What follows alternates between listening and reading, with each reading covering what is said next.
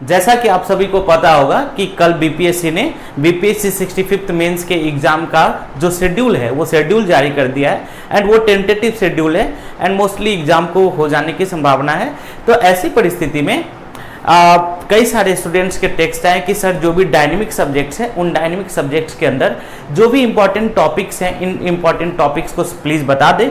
तो हमारी team perfection IAS ने आप सभी के समक्ष है ये जो भी डायनेमिक सब्जेक्ट्स हैं जैसे कि आपको इकोनॉमिक्स के एंड पॉलिटी के इनके जो भी इंपॉर्टेंट टॉपिक्स है इनके वीडियोज आपके समक्ष लेकर आई हैं। तो फर्स्ट ऑफ ऑल आज जो है हम लोग स्टार्ट कर रहे हैं किसको, इंडियन इकोनॉमी को। इंडियन इकोनॉमी में जो भी इंपॉर्टेंट टॉपिक्स हैं इन इंपॉर्टेंट टॉपिक्स को लेकर आए हैं एंड इसके बाद के लेक्चर्स में हम और भी डायनेमिक सब्जेक्ट्स लाइक कि आईआर, पॉलिटी, इनके लेक्चर्स को लेकर आएंगे। ठीक है, तो स्टार्ट करते हैं सबसे पहले किसके साथ, इंडियन इकोनॉमी के साथ, भारतीय अर्थव्यवस्था के साथ। तो अगर हम लोग भारतीय अर्थव्यवस्था को देखें तो भारतीय अर्थव्यवस्था को टोटली हम लोग क्या कर सकते हैं कि कुछ कैटेगरीज में डिवाइड कर सकते हैं। तो कौन कौन सी कैटेगरीज हैं इसको देखते हैं एंड फिर उनके सब कैटेगरीज को बनाएंगे। ठीक है, तो सबसे पहला जो कैटेगरी होगा, जो सबसे इंपॉर्टेंट कैटेगरी है वो है आपका एग्रीकल्चर का, यानी कि कृषि का। सबसे पहला जो है वो किस चीज का है, कृषि का।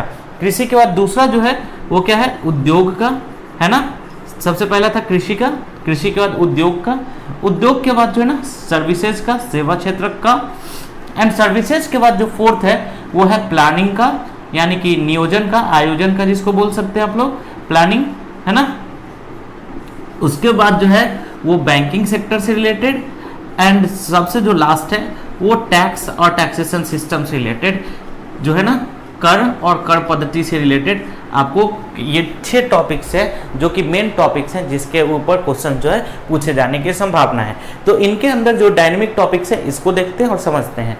तो फर्स्ट ऑफ ऑल एग्रीकल्चर। तो एग्रीकल्चर में क्या क्या है, तो सबसे पहला जो एग्रीकल्चर है के अंदर है वो है कि कृषि के पिछड़ेपन का क्या कारण है।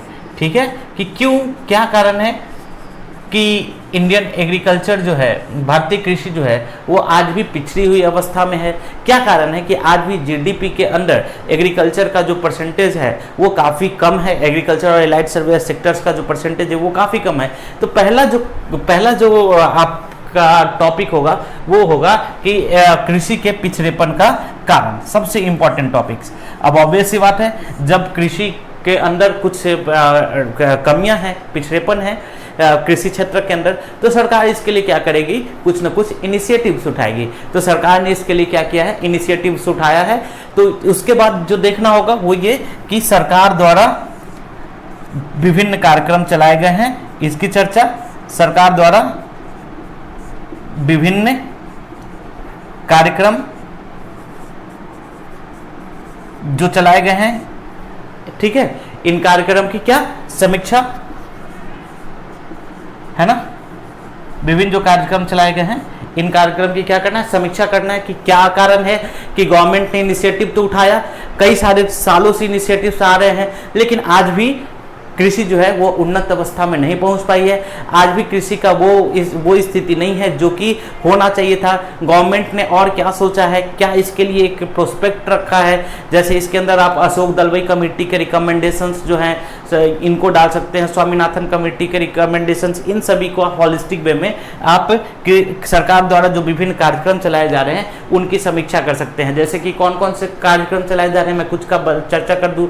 जैसे कि किसानों की हालत, किसानों की स्थिति को सुधारने के लिए पीएम किसान योजना चलाई जा रही है। कृषि के सुधार के लिए जो सिंचाई कार्यक्रम है वो चलाया जा रहा है। पर उसके बाद एग्रीकल्चर के अंदर जो सुधार के लिए वो सॉइल हेल्थ कार्ड स्कीम चलाया जा रहा है। तो ये जो डिफरेंट स्कीम्स है इनको एक मोटा मोटी व्यू आपके अंदर होना चाहिए, आपको पता होना चाहिए कि ये कैसे कैसे क्या क्या इनिशिएटिव्स हैं, उनके लूप होल्स क्या है। जैसे कि प्रधानमंत्री के फसल बीमा योजना है, तो ये जो प्रधानमंत्री फसल बीमा योजना है, क्या कारण है कि यह अपना जो उद्देश्य है इस उद्देश्य में सफल नहीं हो पाया है। तो ऐसे क्वेश्चन पूछ सकते हैं ठीक है, समझ रहे ना आप लोग। या फिर जो भी इनिशिएटिव्स हैं, जैसे कि एमएसपी है, तो एमएसपी में क्या प्रॉब्लम्स हैं, क्या क्या उसके प्रॉफिट्स हैं, क्या वो अपने उद्देश्य में सफल हो पाया है, या किस हद तक सफल हो पाया, किस हद तक सफल नहीं हो पाया है, ये सारा कुछ जो है वो आपको कहाँ करना है, इस टॉपिक के अंदर आपको तैयार करके रखना है, और उसके लिए ऊपर आप क्वेश्चंस को लिखना आप शुरू करते रहेंगे। ठीक है, इसके बाद एक बहुत बड़ा जो टॉपिक है वो है आपका कि फार्मर सुसाइड। ठीक है, यानी कि किसान आत्महत्या। ठीक है, फार्मर सुसाइड जो है ये एक बहुत बड़ा टॉपिक है। रिसेंट टाइम में ये काफ़ी बड़ा टॉपिक रहा है कि क्या कारण है कि फार्मर्स जो हैं वो लगातार सुसाइड करते जा रहे हैं गवर्नमेंट कितनी इनिशिएटिव्स के बावजूद, तो उसके कारण, उसका इम्पैक्ट, ये सारा कुछ टॉपिक्स जो है वो आपको तैयार कर लेना चाहिए। ठीक है, इसके बाद एक और जो टॉपिक है एग्रीकल्चर के अंदर वो है आपका ऑर्गेनिक फार्मिंग। ठीक है, ऑर्गेनिक फार्मिंग आप लोग समझते होंगे, ये टॉपिक यहाँ भी और साथ के साथ आपको साइंस एंड टेक में भी उतना ही इक्वली इंपॉर्टेंट है। तो ऑर्गेनिक फार्मिंग यानी कि जैविक कृषि, ये काफ़ी इंपॉर्टेंट टॉपिक है, तो इसको आप लोगों को कर लेना चाहिए। ठीक है, तो फोर्थ टॉपिक जो मैं बता रहा हूँ एग्रीकल्चर के अंदर वो क्या है, ये जैविक कृषि, और इन सभी को बिहार के विशेष संदर्भ में भी देखिएगा। ठीक है, कि इन सभी को बिहार के विशेष संदर्भ में, क्योंकि ये बीपीएससी का एग्जाम है, तो बिहार के विशेष संदर्भ में भी इनको देखने का कोशिश कीजिएगा। ठीक है, इसके अलावा एक WTO, ठीक है, वर्ल्ड ट्रेड ऑर्गेनाइजेशन, विश्व व्यापार संगठन, और इंडियन एग्रीकल्चर, इससे रिलेटेड भी क्वेश्चंस जो है आते हैं। तो एग्रीकल्चर में मैं मेनली आपको ये 5 टॉपिक्स दे रहा हूँ जिसको कि आपको क्या करना चाहिए, प्रिपेयर करना चाहिए, और आप मुझे ऐसा लगता है कि आप लोगों ने प्रिपेयर कर लिया होगा, तो इनके ऊपर क्वेश्चंस भी आपको लिखने चाहिए। ठीक है, दूसरा जो सेक्टर है वो हम लोग स्टार्ट करते हैं, और दूसरा जो सेक्टर है इसको कहा जाता है इंडस्ट्री, यानी कि उद्योग। तो उद्योग के अंदर कौन कौन से इंपॉर्टेंट टॉपिक्स हैं इसको देखते हैं। तो सबसे पहला जो टॉपिक है वो है आपका MSME। ठीक है, micro small and medium enterprises. ठीक है, सूक्ष्म लघु उद्योग जो होता है इसके बारे में आपको पढ़ना, क्या क्या इसके प्रॉब्लम्स हैं। ठीक है, गवर्नमेंट ने कौन कौन से इनिशिएटिव्स उठाए हैं, क्या वो इनिशिएटिव्स जो हैं वो अपने जो लक्ष्य हैं उन लक्ष्यों को प्राप्त कर पाए हैं। ठीक है, जैसे कि आपने मुद्रा स्कीम्स का नाम सुना होगा। ठीक है, कई सारे इनिशिएटिव्स गवर्नमेंट ने उठाया था, जैसे कि स्टार्टअप योजना, स्टैंड अप योजना, ये सारे स्कीम्स कहाँ तक सफल हुए हैं, कहाँ तक असफल हुए हैं, अगर सफल नहीं हुए हैं तो उसके पीछे के कारण क्या हैं, इनका मूल्यांकन, मतलब कि इसके लिए गवर्नमेंट के द्वारा जो स्कीम्स उठाए गए हैं, गवर्नमेंट के द्वारा जो स्कीम्स है या जो कदम उठाए गए हैं, इन कदम की समीक्षा एक बहुत ही इंपॉर्टेंट टॉपिक हो जाता है। ये समीक्षा करना काफ़ी आवश्यक हो जाता है। तो ये फर्स्ट जो टॉपिक होगा इंडस्ट्री के अंदर जो कि मैं आपको सजेस्ट करूंगा वो होगा आपका MSME, micro small and medium enterprises. दूसरा जो है वो क्या है, वो है आपका LPG, आपको पता होगा, लिबरलाइजेशन, प्राइवेटाइजेशन एंड ग्लोबलाइजेशन। ठीक है, इसके बाद इंडियन इंडस्ट्री पे क्या इम्पैक्ट पड़ा है। ठीक है, LPG के बाद इंडस्ट्री पे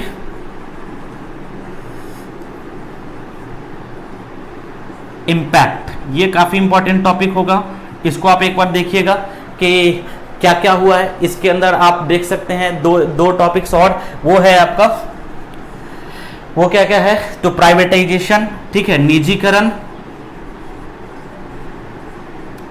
और दूसरा निजीकरण के अलावा एक और जो टॉपिक है वो क्या है, वो है आपका निजीकरण और डिसइन्वेस्टमेंट जिसको बोलते हैं। ठीक है, डिसइन्वेस्टमेंट, विनिवेश। ठीक है, तो ये 2 टॉपिक्स जो हैं ये काफ़ी आपके लिए क्या हो जाते हैं, महत्वपूर्ण हो जाते हैं। इसके बाद जो लेटेस्ट इंडस्ट्रियल पॉलिसी है, इंडस्ट्रियल ड्राफ्ट पॉलिसी 2017 का, 2017 का जो ये ड्राफ्ट पॉलिसी है, सो इसके बाद गवर्नमेंट ने कोल के लिए अभी जो कोयला के खनन के लिए जो पॉलिसी निकाली है, या फिर जो हाइड्रोकार्बन है उनके लिए जो पॉलिसी निकाली है, ये भी आपके लिए काफ़ी क्या हो जाता है, महत्वपूर्ण हो जाता है। एंड जो एक वो करंट में आ जाता है आपका कौन कौन सा, कोल एंड हाइड्रोकार्बन पॉलिसी। ठीक है, and the last one is, इसके अलावा जो है वो जो सबसे लास्ट में है वो है आपका फूड प्रोसेसिंग इंडस्ट्री। ठीक है। एंड अगेन यानी कि खाद्य प्रसंस्करण उद्योग, एंड अगेन इन सभी को आप फिर से बिहार के विशेष संदर्भ में देखिएगा कि एमएसएमई बिहार में क्यों नहीं सफल हो पा रहा है, सफल हुआ क्या बिहार में सफल हुआ है तो किस हद तक हुआ है, बिहार गवर्नमेंट ने क्या स्कीम चलाया है वगैरह वगैरह, ये सारा कुछ आपको यहाँ पर देखना चाहिए, ठीक है। सर्विसेज सेक्टर के अंदर आते हैं, तो ये था आपका सेकेंड। थर्ड जो है वो है अपना सर्विस सेक्टर यानी कि सेवा क्षेत्र। तो ये जो सर्विस सेक्टर है, सबसे पहले तो सर्विस सेक्टर का ही एक समीक्षा होना चाहिए, ठीक है।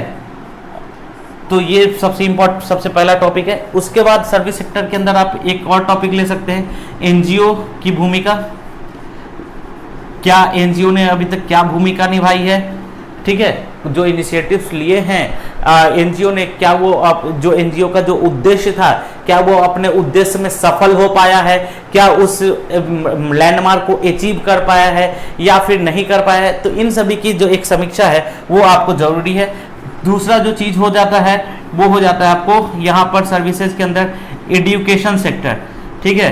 तो एजुकेशन सेक्टर कितना जरूरी है, गवर्नमेंट ने कौन कौन सा इनिशिएटिव उठाया है, ये सारा चीज जो है ना काफी महत्वपूर्ण हो जाता है, तो ये चीज आपको देखना चाहिए। थर्ड, एक ह्यूमन रिसोर्सेज के अंदर एक जो बहुत ही इंपॉर्टेंट टॉपिक मुझे लगता है वो है रोड सेफ्टी का, ठीक है। सड़क सुरक्षा का जो है ना एक काफी इंपॉर्टेंट टॉपिक मुझे लगता है, तो इसको आपको देखना चाहिए कि सड़क सुरक्षा से संबंधित आप क्या क्या टॉपिक्स हैं, क्या क्या रिसेंट न्यूज आए हैं, इसको आपको देखना चाहिए। एंड लास्ट वन इज कि स्किल इंडिया मूवमेंट गवर्नमेंट ने स्टार्ट किया था, तो आप इसको भी यहाँ पर देख सकते हैं। तो ये सारा चीज जो है ना ये आप सर्विस सेक्टर के अंदर ले सकते हैं, ठीक है। फोर्थ जो है वो है आपका प्लानिंग, ठीक है। फोर्थ जो है वो क्या है आपका प्लानिंग एंड ग्रोथ भी जिसको बोल सकते हैं, प्लानिंग के साथ साथ ग्रोथ। तो इसके अंदर क्या क्या है, तो सबसे पहला चीज तो वो है आपका कि जो पॉवर्टी है यानी कि गरीबी है, इसको देखना है। सबसे पहला जो चीज है वो क्या देखना है, गरीबी। एंड गरीबी के साथ साथ आपको क्या देखना होगा, अनएम्प्लॉयमेंट, ठीक है। अनएम्प्लॉयमेंट मतलब क्या हो गया, बेरोजगारी। तो प्लानिंग में पहला हो गया गरीबी एंड दूसरा जो हो गया वो क्या हो गया, बेरोजगारी। गरीबी और गरीबी के साथ क्या, बेरोजगारी। एंड इन दोनों को कम करने के लिए गवर्नमेंट का इनिशिएटिव और उसका एक समीक्षा, ये आपको चाहिए। गवर्नमेंट का इनिशिएटिव एंड उनकी एक समीक्षा जो है वो आपको यहाँ पे चाहिए। इसके बाद जो थर्ड टॉपिक मैं बोलूंगा वो नीति आयोग।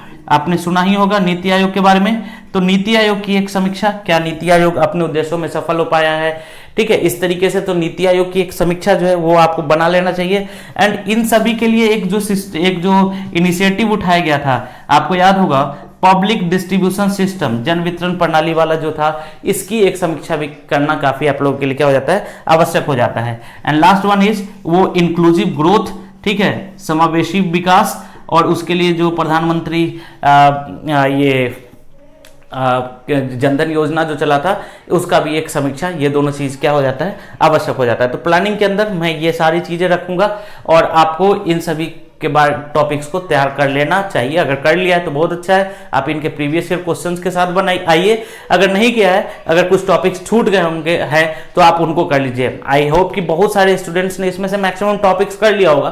तो मेरा ये वीडियो बनाने का जो मोटिव था वो ये था कि आपने अगर इसमें से कोई टॉपिक नहीं तैयार किया है तो उस टॉपिक को आप क्या कीजिए, तैयार कर लीजिए, ठीक है। इसके बाद हम लोग देखते हैं बैंकिंग के अंदर। तो बैंकिंग के अंदर क्या क्या है, तो सबसे पहला मर्जर ऑफ बैंक्स, ये काफी बर्निंग टॉपिक है।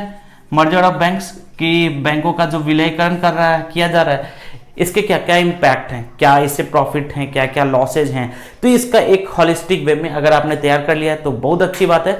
नहीं तैयार किया है तो आपको कर लेना चाहिए बैंकिंग के अंदर मर्जर ऑफ बैंक्स, ठीक है। दूसरा जो है वो है आपका कि इसके अंदर बैंक के लिए जो गवर्नमेंट एक इनिशिएटिव्स लेकर आई है, थी पहले से भी कई सारी, और न्यू जो इनिशिएटिव है आईबीसी का नाम आपने सुना होगा, इंसॉल्वेंसी एंड बैंक्रप्सी कोड, ठीक है। तो इंसॉल्वेंसी एंड बैंक्रप्सी कोड, ये आप काफी अच्छे से इसको तैयार कर लेंगे कि जो एनपीए है, एनपीए मतलब आईबीसी तो मैंने लिख दिया, लेकिन बेसिकली एनपीए और एनपीए को ये करने के लिए, कम करने के लिए गवर्नमेंट के इनिशिएटिव और उनकी एक समीक्षा, ये आपको काफी क्या हो जाता है, यहाँ पे महत्वपूर्ण हो जाता है। उसके बाद एक और जो टॉपिक है वो है बैंक ऑथराइजेशन पॉलिसी, तो वो भी आप कर लीजिएगा।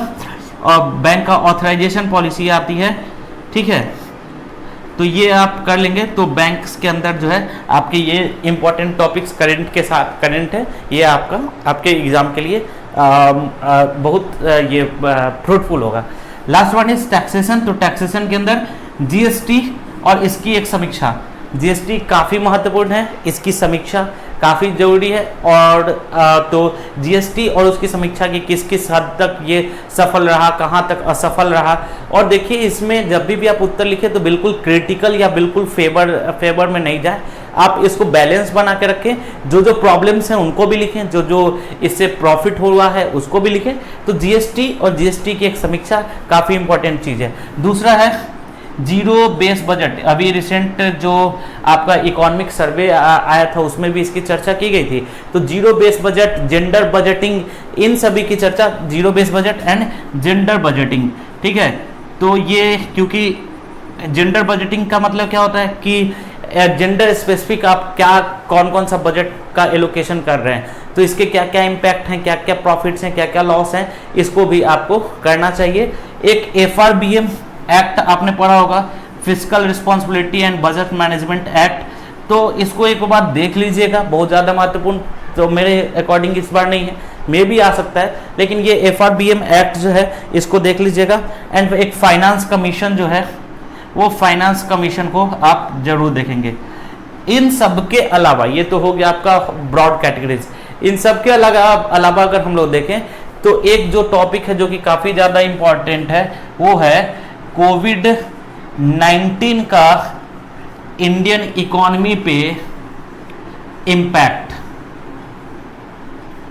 ठीक है, इम्पैक्ट ऑन इंडियन इकोनॉमी। ये जो टॉपिक है ये भी एक बार आप लोग तैयार कर लीजिएगा। हॉलिस्टिक वे में किसी भी तरीके से इससे क्वेश्चंस निकल सकते हैं। तो ये जो मैंने आपको टॉपिक्स बताया है, एक बार आप फिर से देख लीजिए। ये जो मैंने टॉपिक्स बताया है, आप लोग एटलीस्ट इन सारे टॉपिक्स को तैयार करके रखें। ये आपके एग्जाम के लिए, आने वाले एग्जाम के लिए काफ़ी महत्वपूर्ण है। और आप अगर इन सभी को तैयार कर चुके हैं तो मैं फिर से आपसे बोलूँगा कि काफ़ी कम दिन बचा हुआ है, आप क्वेश्चंस जरूर लिखें, एटलीस्ट एक वीक में 2 या 3 मॉक जरूर लगाएं। और हमारी जो मॉक टेस्ट सीरीज है आप उसका भी प्रॉफिट ले सकते हैं, क्योंकि हम लोग अपने टेस्ट सीरीज के अंदर आपको मॉडल आंसर भी प्रोवाइड करा रहे हैं। Till then take care, thank you.